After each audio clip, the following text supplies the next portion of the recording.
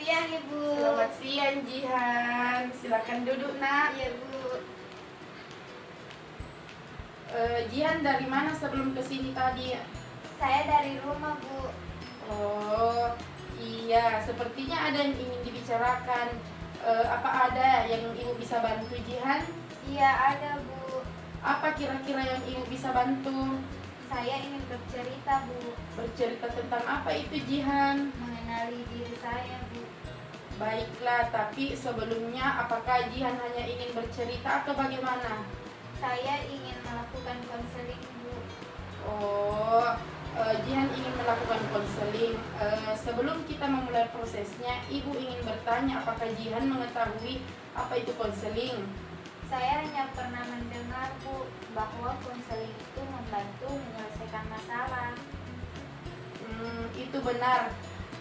Konseling adalah proses pemberian bantuan kepada konselir.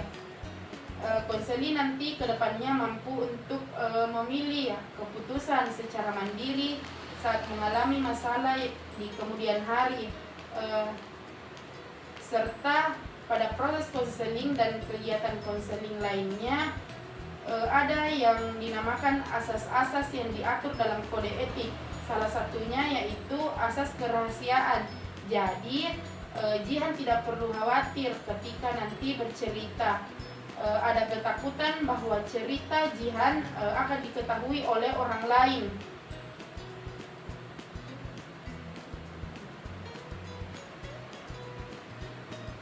Saya paham Bu. Saya sebagai konselor di sini akan membantu Jihan memecahkan atau menentukan solusi dari masalah yang dihadapi. Namun Jihan yang akan tetap menentukan keputusan yang akan diambil. Bagaimana Jihan sampai di sini sudah paham atau sudah mengerti? Dipahami Bu. Iya, kalau begitu sebelum Jihan bercerita lebih lanjut, terlebih dahulu kita menetapkan waktu ya. Waktu apa Bu? Waktu pelaksanaan konseling kita. Baik Bu. Ibu untuk 1 jam ke depan tidak akan memiliki kegiatan apa-apa. Jadi waktu itu mungkin bisa kita gunakan. Tapi apa saja kan waktu itu sudah cukup untuk Jihan bercerita? Saya rasa cukup Bu. Kalau Jihan merasa tidak cukup, maka kita bisa memulai. Tapi seandainya nanti waktunya melebihi dari yang kita sudah sepakati, tetapi masih ada yang Jihan ingin sampaikan atau ceritakan, maka kita akan melanjutkan ke pertemuan selanjutnya yang nantinya akan kita bicarakan. Baik Bu. Sebelumnya sudah kita sepakati, Ibu merasa senang karena Jihan ingin datang ke sini dan menceritakan masalah Jihan. Ibu harap Jihan bisa terbuka agar kita bisa menentukan solusi dari permasalahan Jihan nanti. Baiklah Bu, saya berharap hal itu. Iya, nah sekarang Jihan bisa menceritakan apa yang Jihan rasakan atau masalah Jihan yang dialami. Begini Bu, akhir-akhir ini saya kewalahan dalam menjalani aktivitas saya Bu. Kewalahan, emangnya apa yang membuat Jihan kewalahan? Iya Bu, saya merasa banyak sekali kegiatan sampai saya tidak bisa mengatur waktu saya Bu. Saya baru-baru ini terpilih menjadi sekretaris umum OSIS Bu. Selain itu saya juga memiliki kegiatan lain seperti latihan basket, belajar rutin untuk lomba-lomba kejuruan fisika, dan juga saya sedang belajar menulis Bu. Saya merasa kegiatan saya ini sangat padat sampai saya tidak memiliki waktu belajar Bu. Iya, sepertinya kegiatan Jihan cukup banyak. Namun mungkin Jihan bisa jelaskan pada Ibu waktu-waktu pelaksanaan kegiatan Jihan bagaimana? Dulu jadwal saya itu Bu, bermain basket 4-5 kali dalam sehari, dan biasanya pada pukul 4 sampai setengah 6 sebelum saya latihan basket, biasanya saya belajar rutin dengan guru fisika Bu, membahas mengenai lomba yang akan saya ikuti. dan biasanya itu dilakukan 2 atau 3 kali, dan ketika sudah hampir mendekati lomba bisa hampir setiap hari, Bu. Dan setelah pulang istirahat, saya istirahat sekitar 1 sampai 2 jam sembari makan malam, terus lanjut belajar. Dan biasa sebelum belajar juga saya bermain HP, Bu.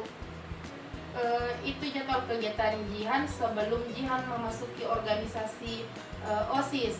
Nah, sekarang jadwal Jihan bagaimana? Sekarang jadwal saya menjadi rancu, Bu, karena sekarang ada kegiatan OSIS yang terkadang harus melakukan rapat-rapat yang tidak diduga atau rapat untuk kegiatan yang akan dilaksanakan. Dan biasanya rapat bisa sampai 2 sampai 3 jam atau bahkan lebih. Jadinya itu saya bingung, Bu. Bingung karena terlalu banyak kegiatan atau seperti apa?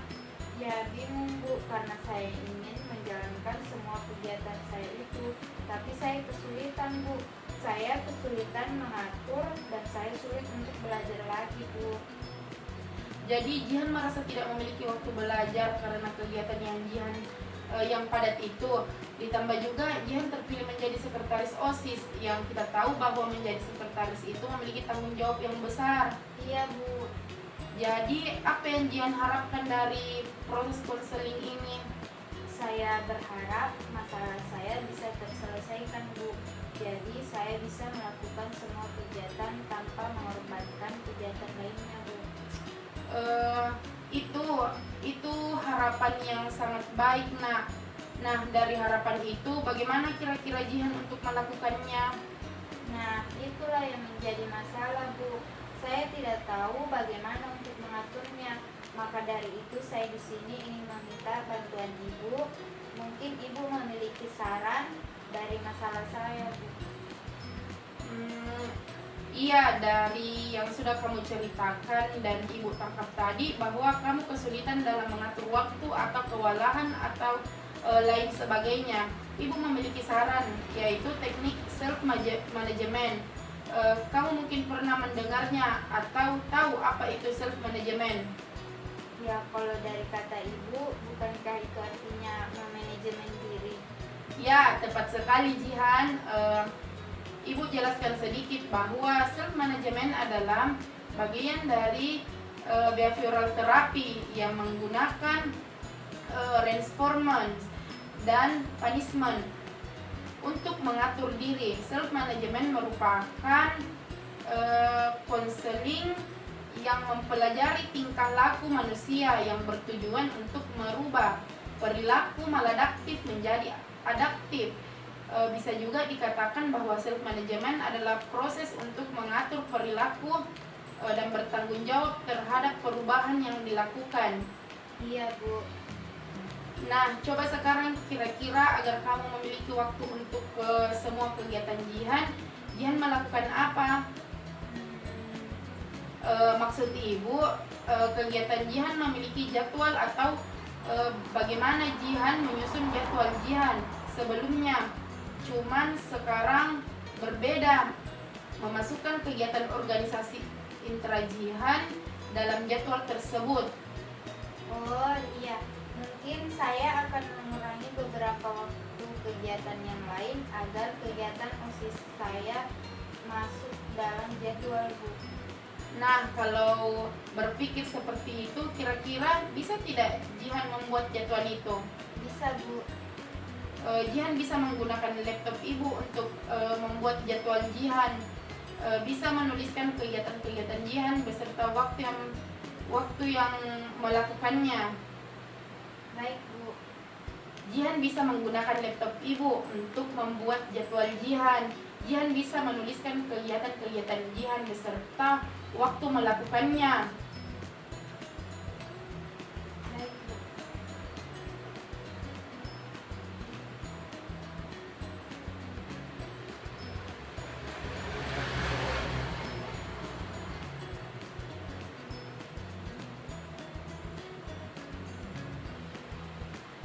Sama-sama. Sudah, Bu. Baiklah, kalau sudah, Mungkin bisa dibacakan. Baik Bu, tapi saya membuat jadwal dari saya mulai bangun untuk sholat subuh sampai dengan ketika sebelum tidur Bu. Karena dulu ketika saya membuat jadwal saya dari saat bangun tidur sampai tidur lagi Bu. Iya, tidak apa-apa, itu malah lebih baik. Jadi Jihan bisa mengatur dari mulai bangun sampai saat ingin tidur. Silakan dibacakan. Iya Bu. Saya bangun sekitar jam 4.30 untuk sholat subuh.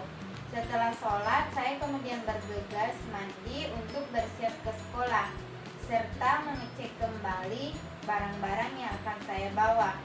Setelah itu, saya sarapan sekitar 15 menit baru berangkat. Karena jarak rumah juga sedikit jauh, maka saya berangkat lebih awal. Dan biasanya saya sampai pada pukul 7.10 Bu. Setelah itu belajar sampai dengan jam 2 siang. Setelah pulang sekolah, kemudian saya lanjut belajar untuk persiapan lomba fisika. Dan biasanya saya belajar sekitar 2 kali, yaitu hari Selasa dan Jumat sekitar 1 jam. Terus setelah itu lanjut untuk rapat. Biasanya rapat dilakukan setiap hari Senin untuk rancangan dan hari Sabtu untuk evaluasi. Dan ketika ada kegiatan dilakukan rapat kondisional. Setelah itu baru saya latihan basket. Karena saya rasa latihan saya terlalu banyak, jadi saya kurangi menjadi 2 kali juga dalam seminggu, yaitu Rabu Kamis aja Bu. Pulang latihan juga saya kurangi jadi jam 5, jadi latihan sejam aja Bu. Jadi saya punya waktu untuk istirahat dan kemudian bisa belajar. Waktu belajar saya jam 8 sampai jam 9 atau setengah 10 Bu. Dan untuk bermain HP dan menonton saya hanya mengkondisikan Bu. Kemudian saya tidur pada jam 10 atau lewat sedikit supaya besok saya bisa lebih fresh ketika bangun. Wah, jadwal kamu menurut Ibu sudah bagus dan juga mungkin kamu sudah membuatnya dengan perhitungan kamu. Iya Bu, menurut saya itu sudah lebih baik dan saya akan mencoba melakukannya. Ibu berharap kamu bisa melakukannya dan mampu melakukannya. Iya Bu. Nah, dari jadwal yang telah kamu buat tadi, Ibu ingin kamu juga membuat konsekuensi atau semacam hukuman untuk memantau kamu atau membantu kamu mengatur diri agar tidak melewati jadwal dari yang telah kamu buat tadi. Jadwal ini berfungsi sebagai pengingat untuk diri kamu agar tidak melanggar sehingga kamu tidak merasa kelelahan lagi. Coba sekarang Jihan buat apa-apa saja itu. Iya Bu.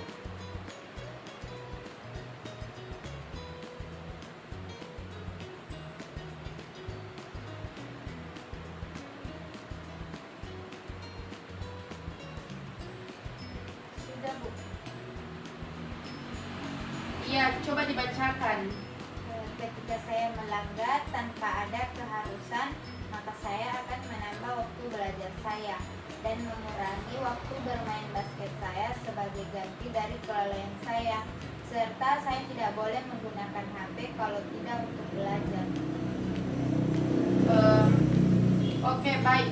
Itu adalah konsekuensi yang akan kamu jalani ketika melanggar jadwal yang tadi kamu telah buat. Ibu berharap kamu melakukannya dengan jujur, ikhlas, sehingga semua bisa berjalan lancar. Karena sebenarnya yang mengatur diri kita itu adalah kita. Sibuk tidaknya kita itu diri kita sendiri yang tentukan. Baik Bu. Nah, kapan rencana kamu akan menjalankan jadwal baru kamu ini? Saya akan mulai melakukannya besok Bu. Besok bagus sekali. Ibu harap kamu berhasil sehingga kamu bisa melakukan semua kegiatanmu tanpa mengorbankan yang lain. Baik Bu. Saya rasa waktu kita sudah hampir selesai, jadi kira-kira kapan kita akan melakukan konseling selanjutnya untuk membahas atau mengevaluasi keterlaksanaan dari jadwal kamu itu untuk mengetahui apakah itu berhasil atau tidak. Bagaimana jika minggu depan, Bu? Boleh, jam berapa? Jam yang sama saja, Bu. Oke, baik, kita akan bertemu minggu depan di tempat ini dengan jam yang sama ya. Iya, Bu. Iya, apakah masih ada yang ingin dibicarakan? Saya rasa sudah tidak ada, Bu. Kalau begitu, konseling kali ini kita cukup ya. Baik, Bu. Kalau begitu saya permisi, Bu. Terima kasih mau mendengarkan saya, Bu. Sama-sama. Itu sudah tugas ibu untuk membantu siswa ibu. Saya permisi dulu, Bu. Iya. Selamat siang, Bu. Ya, selamat siang.